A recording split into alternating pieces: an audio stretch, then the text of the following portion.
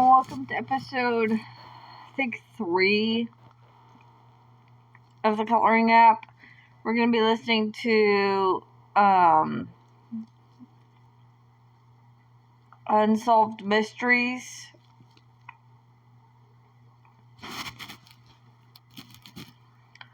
Today, while we're coloring.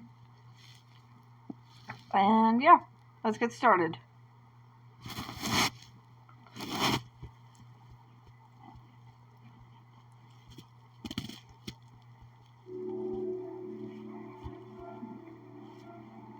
I watched them driving off.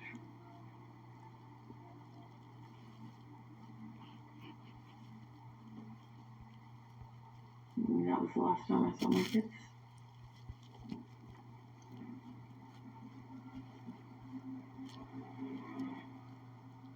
On Friday, the day after the kids got picked up in the evening, I texted Ahmed and told him that I want to call Amina on her birthday. He confirmed that he's going to be back on the 1st.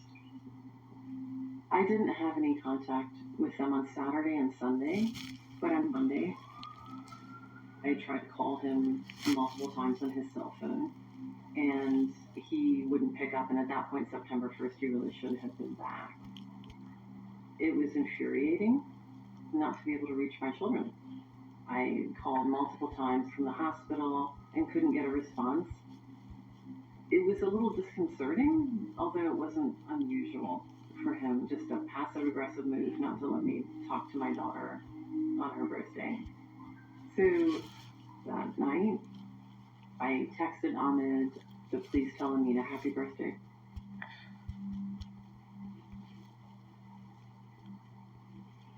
That Tuesday, September 2nd, Amina was going to go to middle school for the first time, and Willow was going back to elementary school. So my sense was that if the kids were in school, then everything was fine. I called both schools in the morning. They told me that they weren't there and they hadn't shown up that day. At that point, I got really concerned and panicked and angry and just hurt and really concerned about the kids. The problem was that I was at my remote clinic where I'm the only anesthesiologist around, and there were still patients to be seen. And I can't leave. I contacted the police that day, and I called every hospital in Toronto just to see if maybe they had possibly gotten into an accident. And then I called Ahmed's father in Egypt, and I asked him where Ahmed was and what had happened. He didn't know what I was talking about, and he wasn't concerned, which concerned me. And that, to me, was a real warning sign that he must have known something. So I called Daphne, and I asked if she could please check Ahmed's house for me.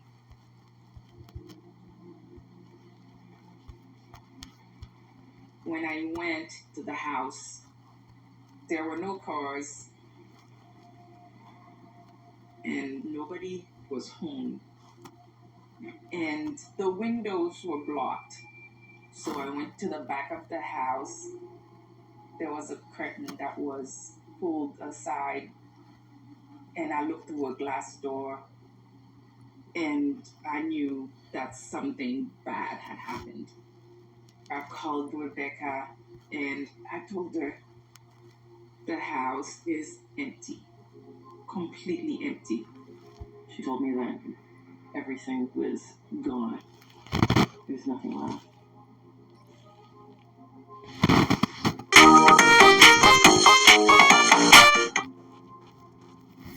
The bottom just fell out. And I was in a free fall. There's just no other way to describe it. I mean, everything is torn away from you. Excuse me. And everything was turned upside down. I don't know what's going on. So, months later, they said that we needed to intubate a patient, so I remember going right back to work.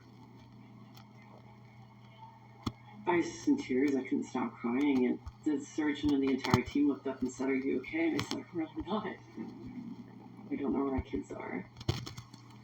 It's just like simultaneously being crushed and panicked and just sliced open.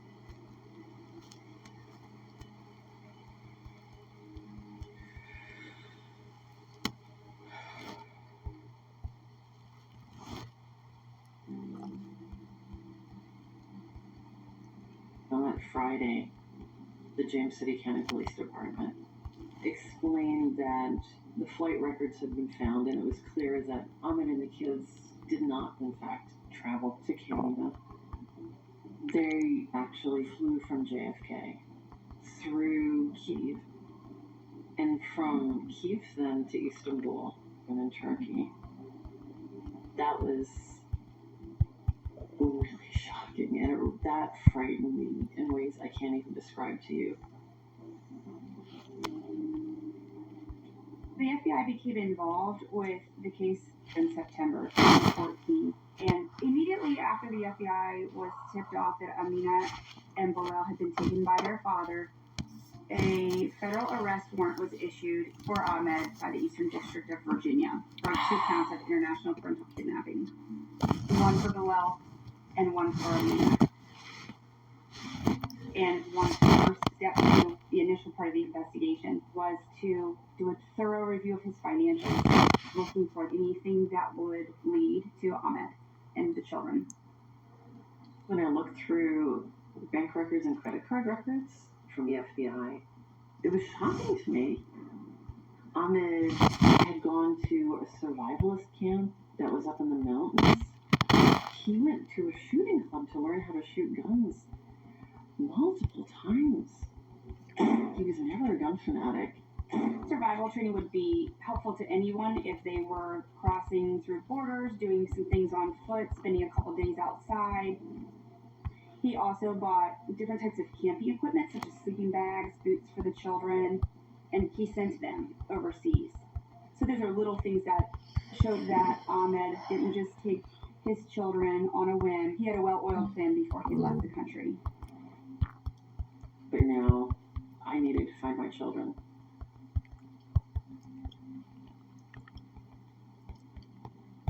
I checked Amina's email account multiple times, and the tablet that the children had was used to check Amina's email address in December of 2014.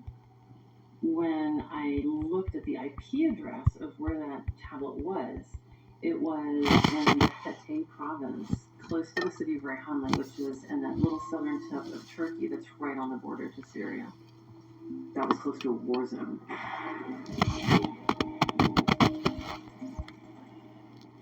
That frightened me. That really, really frightened me. Because I thought, what does that mean? I'm enjoying something that he was not supposed to join and pull my children into. That maybe he was in a really unsafe place with my kids right now. And I don't know where they are. I can't keep them safe anymore. We don't know where he was going, and whether Ahmed has changed his name, his children's name, created new identities. These are all possibilities, and potentially that's a reason they can't be tracked. I was actively involved in just trying to find any way to reach my children. I've hired 3 different private investigators, and I've contacted congressmen and senators. I set up a webpage that allowed me to say, I'm looking for my children. If you know anything, please get in touch. But nothing seemed to be substantive until September of 2015, about a year since Ahmed had abducted my kids. I received an email that was simply called "Kids Are Okay," and it was from Ahmed. It's the first of the month. Time to pay rent.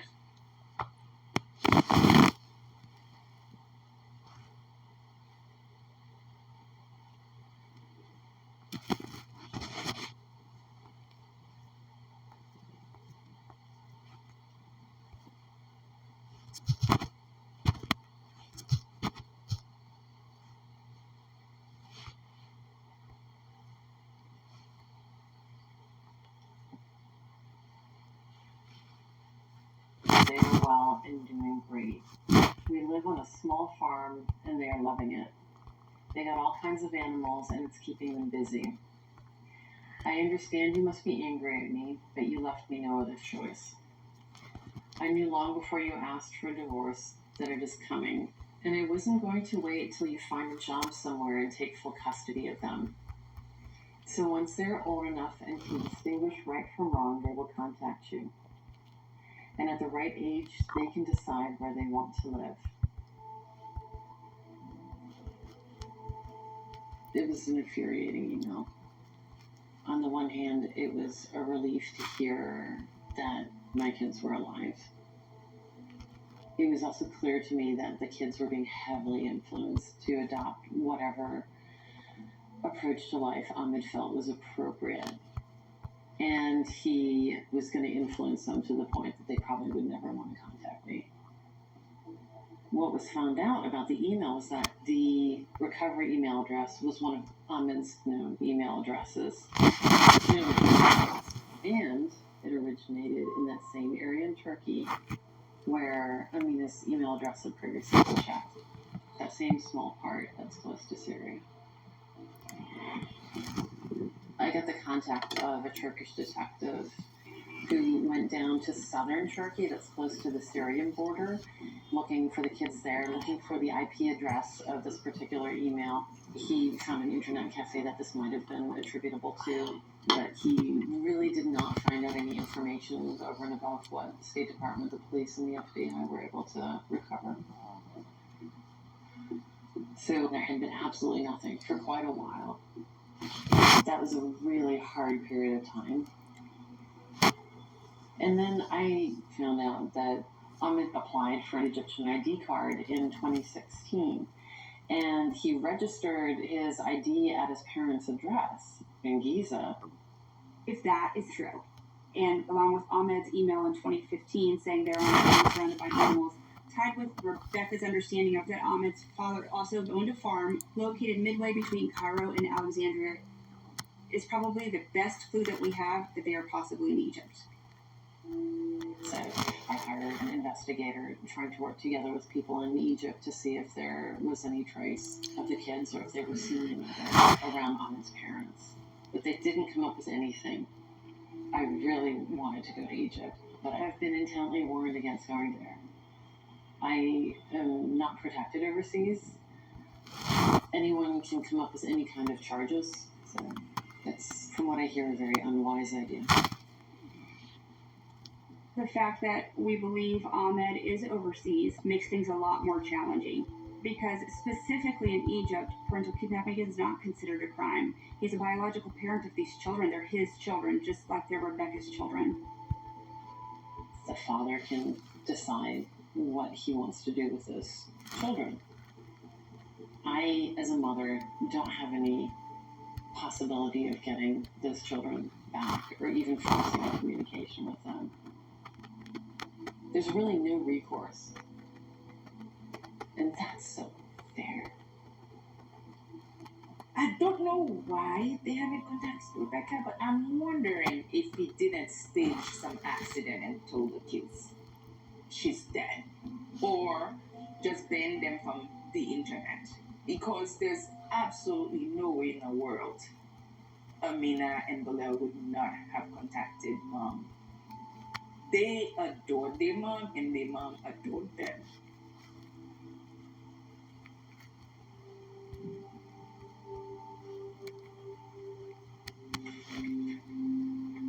January 4th, 2017. Bilal, today's your birthday. And I'm sad that I'm not with you. I hope you're surrounded by happiness, hope, fun, and kindness. The loss of not having my kids is so great. It would be crippling to feel that emotional impact every time I enter the house. So I write an journal to them every day. And that's what I really allow myself to feel.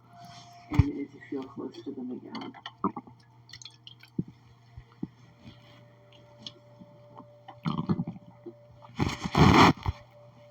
She writes to them every single day.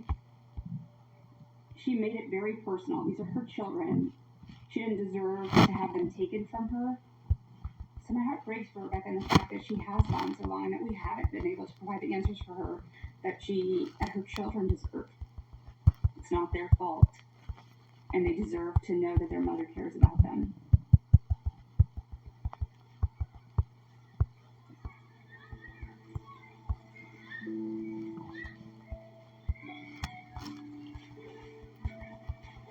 I miss both of you and my uncle so much. And I hope that I have an opportunity to see the people that you've grown into. The people that you are now. And how lovely you must be and how curious about the world.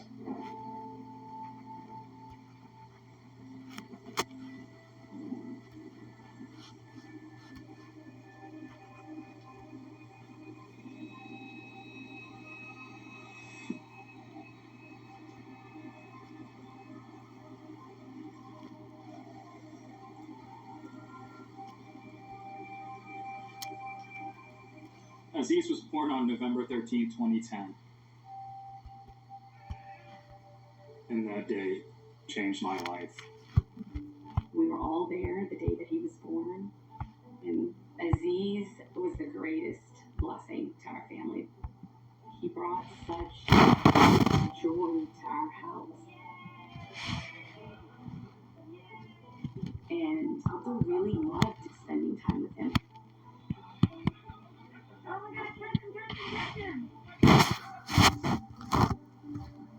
Aziz's mother, Rabia, was born in Columbus, Georgia. Her family was originally from India, Pakistan. We met in Alabama when we were in school. And it was actually my mom introduced us. Rabia was in undergrad. She's a very strong personality. She's somebody that makes it a point to know what she wants and demand what she wants. And for someone who also has a strong personality, we were attracted to each other. Over the course of a few years, we realized that we wanted to get married. And when Aziz was first born, we actually lived with my parents in New Orleans. Oh, wow! Oh, wow! But, Rabia had a hard time getting along with them. It was very clear that we couldn't live in the house. And so we moved out. It's time for our lowest price of this.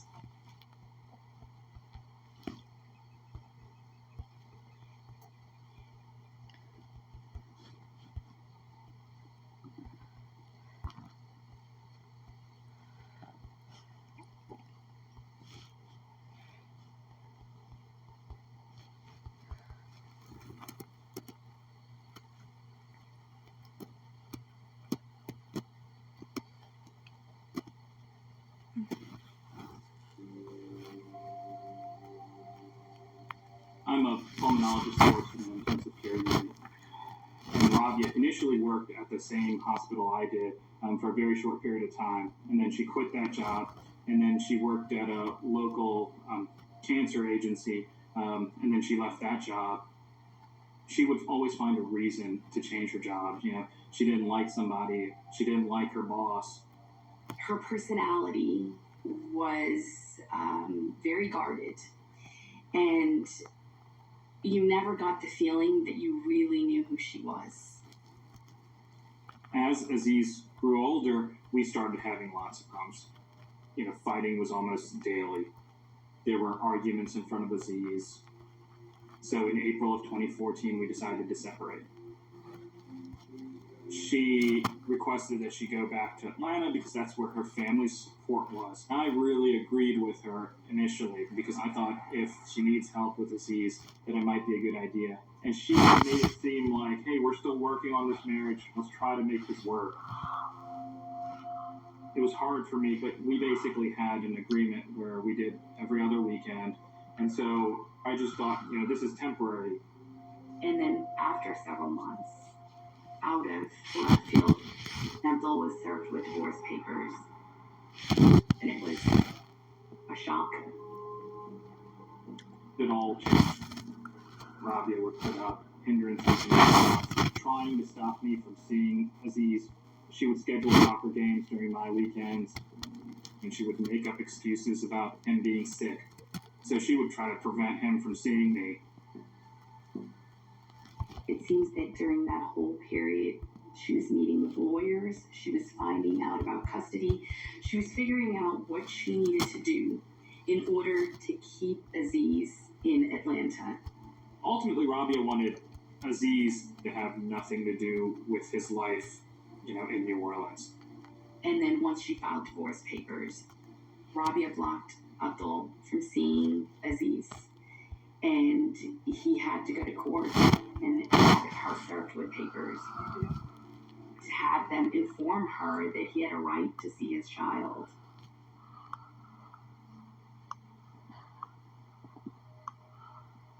The divorce was finalized in 2015. But Rabia still kept Aziz from his dad. And that led me to push hard for a custody evaluation. I wanted to have the right to spend as much time with my son that was allowed. And it was right about a year later when the custody evaluators recommended that I get primary custody of Aziz because they felt like Rabia was not allowing me to spend my due time and be a good dad for Aziz. When Rabia found out that Abdul was going to be awarded full primary custody of Aziz, she went to the courts and made these horrific, baseless abuse allegations against Abdul. She went into the criminal court system making accusations that me and my family were abusive in order to delay the court evaluation from happening. And it turned into this whirlwind where a lot of lawyers got involved, and it became about a year and a half of investigation. But what made it so hard was that I wasn't allowed to see Aziz. That was really tough. And then, as all of the court staff progressed, we became aware that Rabia had been in a relationship with someone else. Elliot Bourgeois was a friend of hers that she knew in college. Towards the end of our marriage, when we were having problems, there were some phone calls between them. So at some point when our marriage was ending, was when they were reconnecting. Elliot started coming to court with Rabia. And that's how he found out that Elliot and Rabia were actually married. He wasn't a lawyer, but she fired 3 or 4 lawyers. Her and Elliot became their own lawyers, and they represented themselves when they came to court.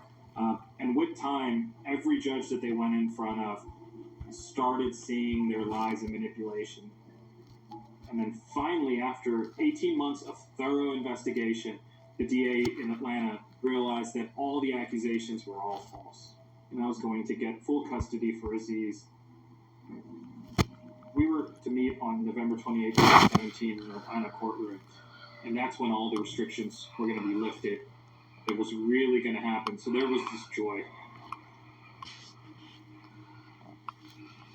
We get to the Atlanta courtroom. We're waiting for our case.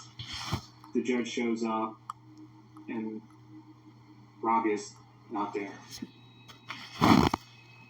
There was a momentary panic amongst our family, but we just thought, okay, this is Rabia being Rabia. She's going to try to throw something else at us, to try to prolong this.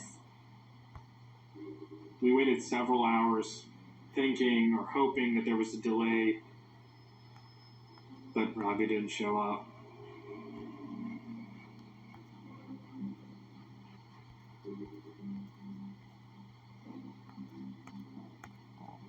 I left the courthouse and I didn't have my son.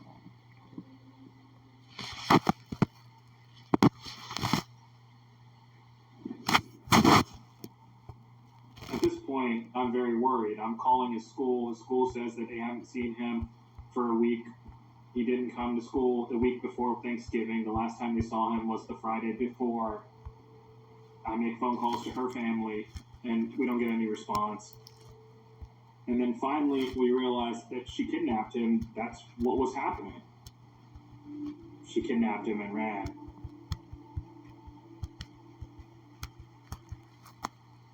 Devastating. Horrific. It was confusing. It didn't seem real. And Abdul was terrified.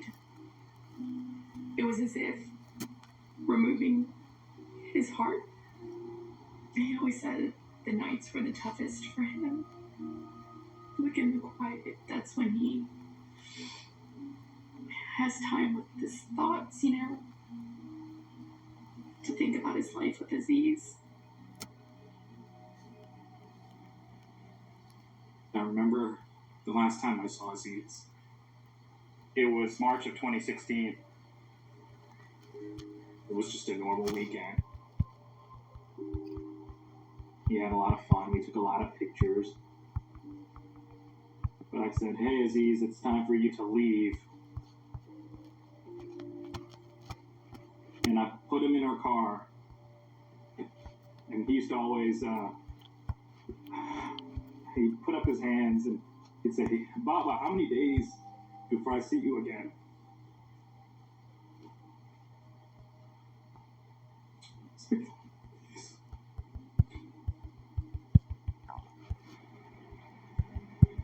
And they drove off, and my thought was, hey, I'm going to see you in 5 days because it's my weekend on this spring break. And that was, 4+ years ago.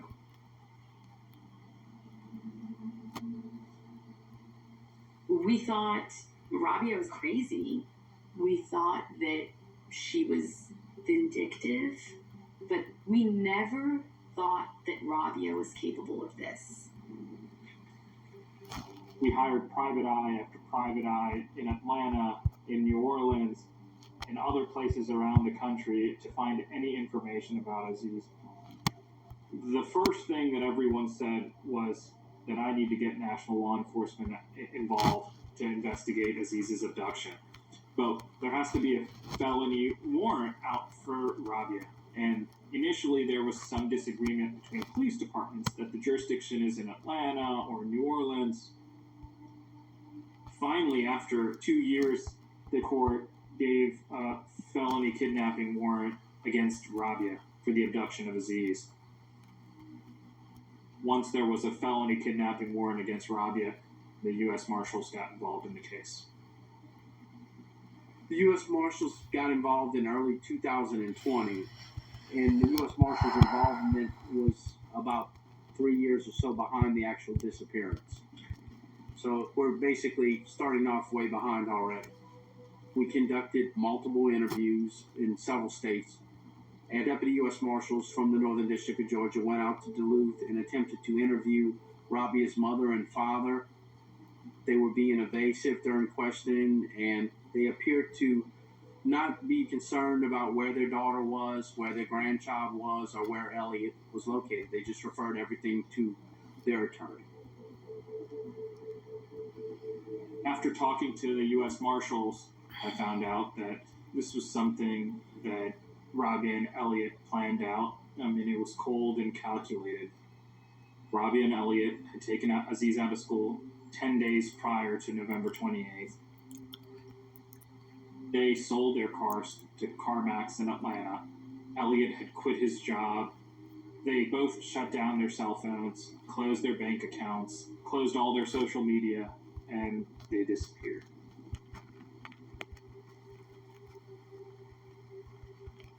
If they assume new identities, they could get new employment, maybe establish lines of credit, create a whole new lifestyle. It's obviously been done before. Or if somebody were to finance them, they could also be living off cash. Could be friends, could be family. I don't know.